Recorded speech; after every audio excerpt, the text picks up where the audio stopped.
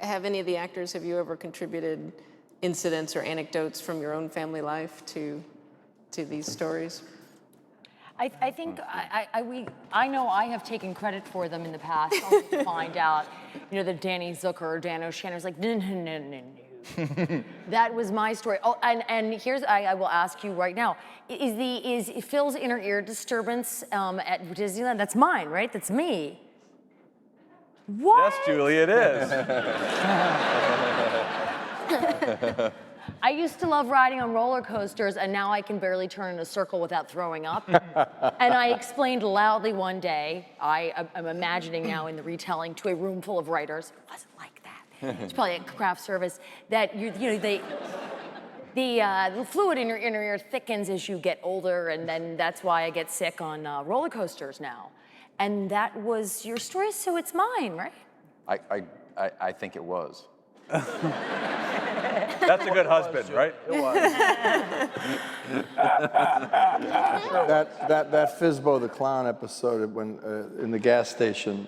Yeah. That was you? That was me. That was, yeah. That happened to me. It didn't end that way, though. We listen a lot and pick up little things. But well, just this week we were shooting something with. I'm sorry. Where's that man? But we were shooting a scene where Ty's character Phil. Oh my God, where am I? When he gets very nervous, he blinks like a crazy person, which is something that Ty does totally in real life, and we make fun of him for it. So that has to have been. No, that was me too. That was me too. We're gonna get to everybody's tics over the next. The pacing of this show is also so. It seems like so vital. It's almost like a screwball sitcom.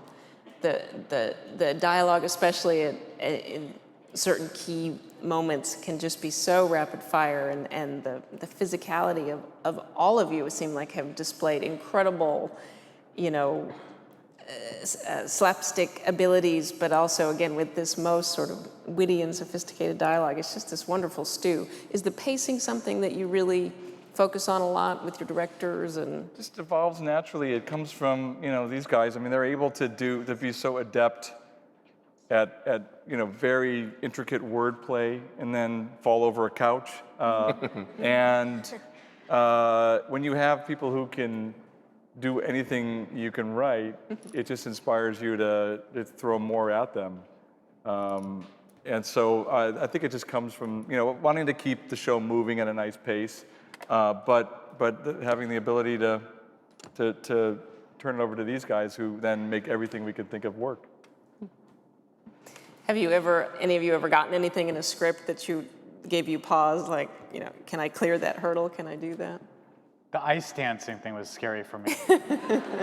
Yeah, I hadn't exactly lost the pregnancy weight on that one. No, You had a lot to you were terrified that I wasn't able to do it, but you were light as a feather and you remain light as a feather, and you were very easy to lift. I just wasn't sure if my muscles were big enough at the time.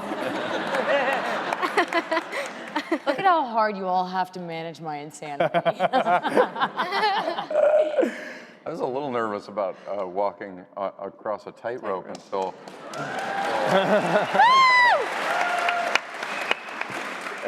I was, strapped into a harness and there was a giant stuntman holding a wire holding me. I was like, all right, let's do this. Yeah.